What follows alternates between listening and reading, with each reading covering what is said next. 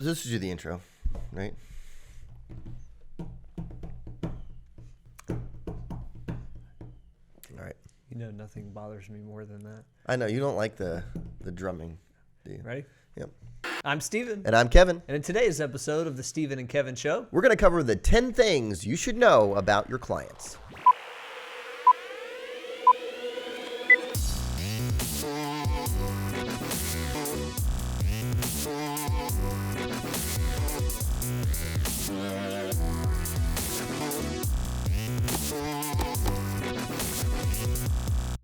Hello, everyone, and welcome back to episode 22 of the Steven and Kevin Show. And today we're going to be talking about deepening client relationships. yeah, we had a great conversation 2 weeks ago with our good friend and coach, Tam Milton, and he had some great thoughts on getting to know your clients better. And so in response, we created a worksheet that we're going to be talking about today. And we're also going to walk through 10 questions that we think are really helpful to know about your clients. Yeah, absolutely. So to get things started today, we found a pretty interesting article. We know that all of you out there are hoping to be more productive with your day. Hey, I hope I'm more productive with my day. And we found a couple of cool tools on Mashable that we think everybody ought to be aware of. These are essentially Chrome extensions. So if you use the browser Chrome, which we think is the best, these are extensions that help you stay more productive. So Kevin, what is the number one time waster in the office?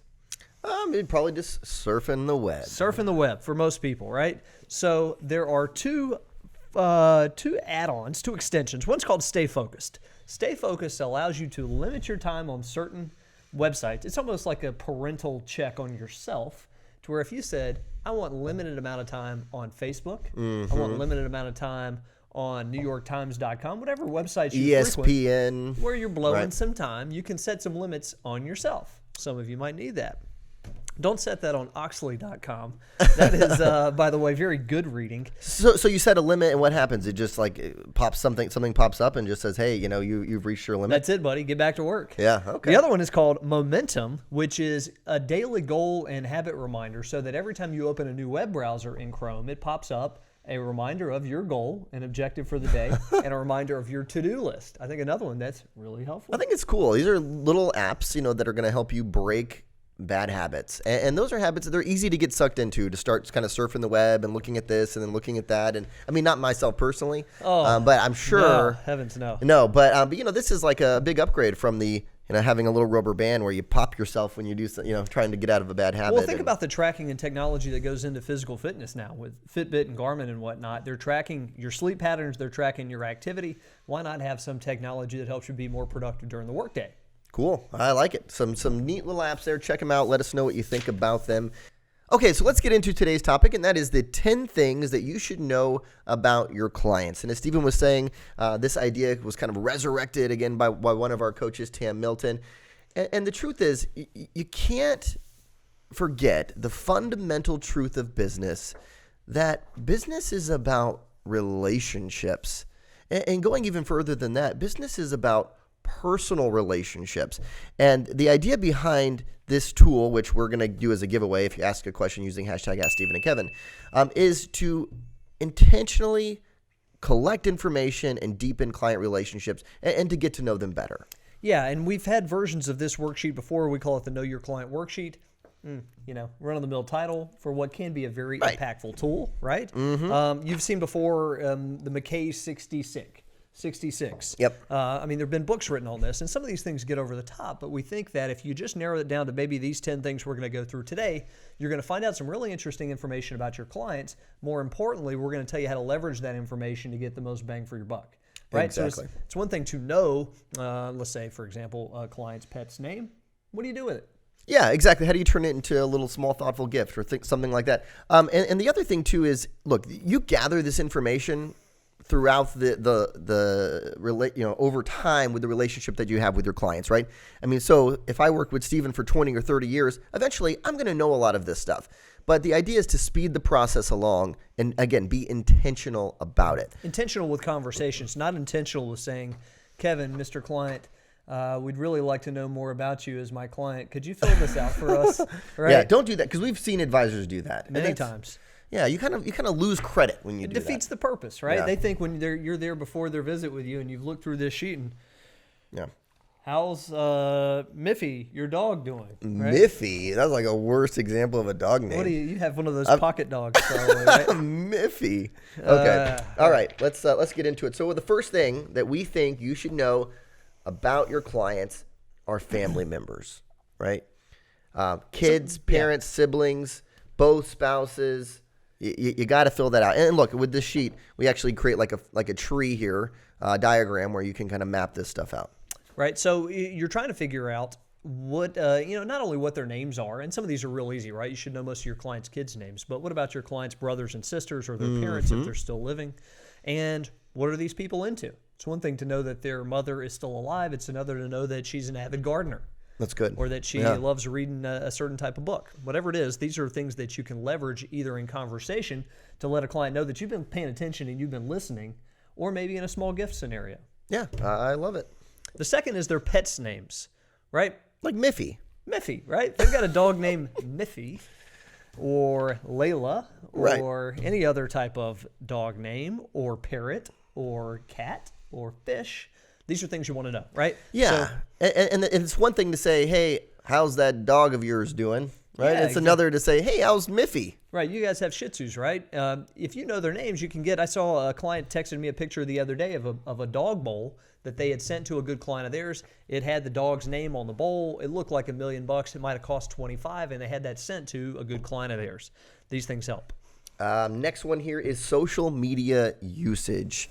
Right, we're in a digital world. We're all about building deeper relationships with clients on Facebook and on LinkedIn and on Twitter. So we want to know: are they active? Do they have accounts? And which mediums they use? Yeah, sorry, Kevin. But one of the things you want to know about your client base, because all of your clients are a little bit different, is what networks are they using, right? Because we go through this exercise with some clients, and the vast majority of their clientele is on LinkedIn but not Facebook, right? Or they're on Facebook but not LinkedIn, or they're moving into Instagram instead of Facebook. If you've got that's a younger exactly clientele. Right. That's exactly right. So really, one of the first steps is going through your top 25 and finding out, running an audit on this, what networks are they in, and secondarily, are you engaging them in each of these networks? So obviously, you can run a search, on Facebook or whatever, and actually find these people. You could ask them about it as well. Hey, do you use Instagram? Man, I've been using it more. Whatever it is, I mean, you have conversations with them. Here's some research from our 2016 Affluent Consumer Study that found that 97% of millennials say that they use Facebook, 77% of seniors. Man, that senior number was higher than I thought it was going to be. So they're on there checking out pictures of their grandkids and posting pictures of Miffy. Absolutely. And what do you find when you're engaging with them on Facebook or LinkedIn? You're finding out who they're connected to, who's commenting on their post, who's liking their post. This is invaluable information for your business and getting introductions. One more point before we move on. We have a client who, this guy like telecommutes. All of his clients, this advisor's clients, are all over the U.S. None of them are local. He has a hard time building personal relationships with them. You better believe we use Facebook a lot for that. Cool. Telecommutes. I'm thinking like, is that George Jetson style stuff? Telecommute.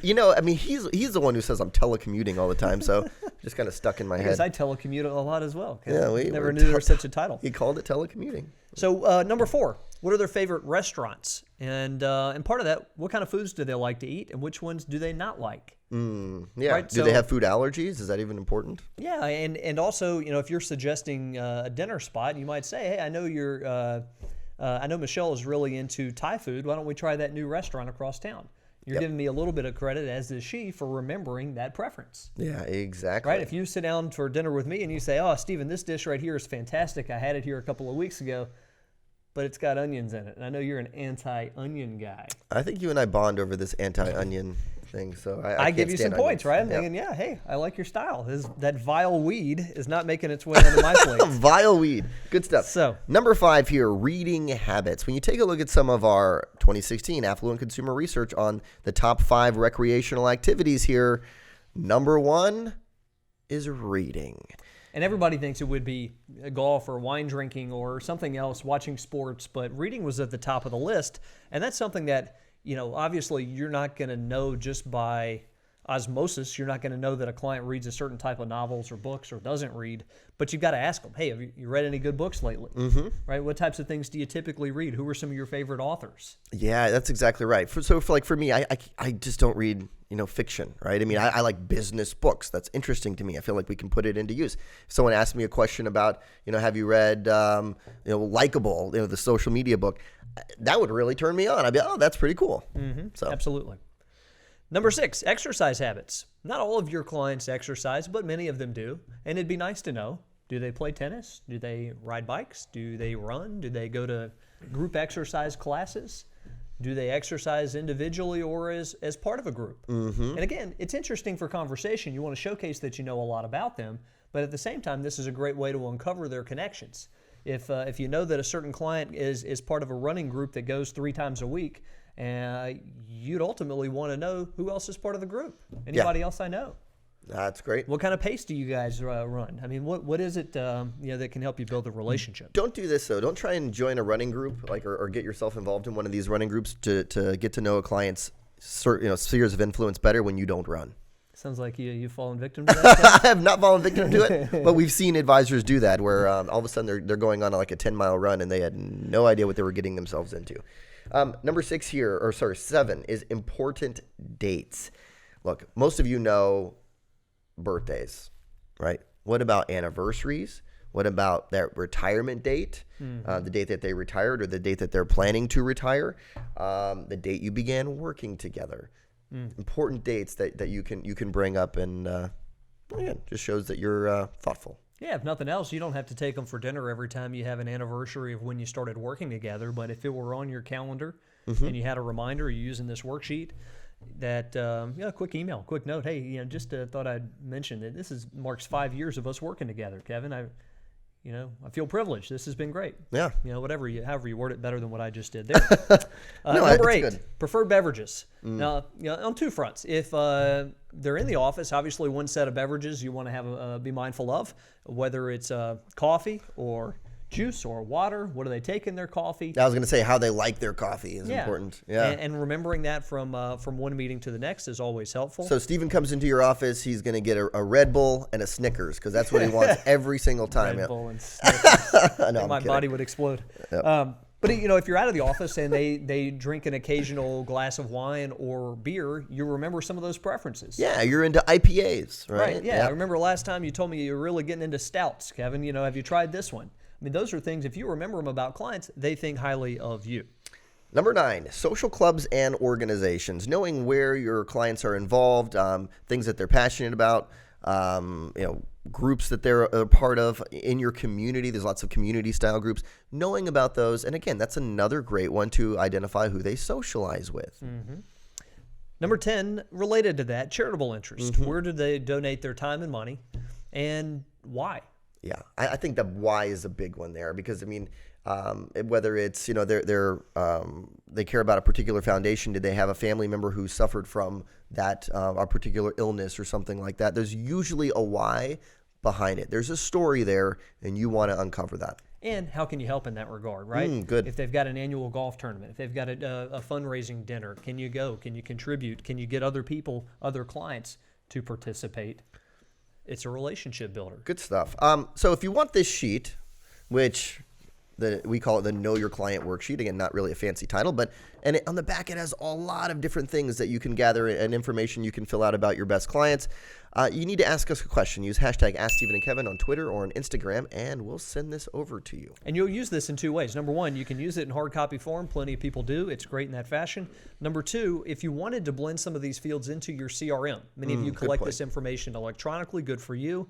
You take a field like clients, pets, names, ages, whatnot, and you put that into your CRM. So this is a framework for you in that regard. Client told me yesterday that what his goal is with each, this advisor said with each phone call with a client, the guy who's telecommuting, he said, my goal is to try and fill out one of these boxes. I'm going to try and ask them a question and do it naturally. Just try and start gathering this information. And again, it's just being intentional about the process. And an easy one this time of year, if you're thinking about favorite sports teams, that could be the 11th today. Know your team's, your client sports interest. You could ask simply, who is your team in the NCAA tournament? Perfect. Right? Yep. Who are you rooting for? That can go hand in hand with alma mater as well. Are you more of a college football fan, or do you like pro sports? If you haven't had that conversation, these are things you want to know.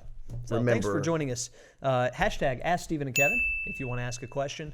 And if you haven't done so already, please subscribe to our YouTube channel. Button right over here.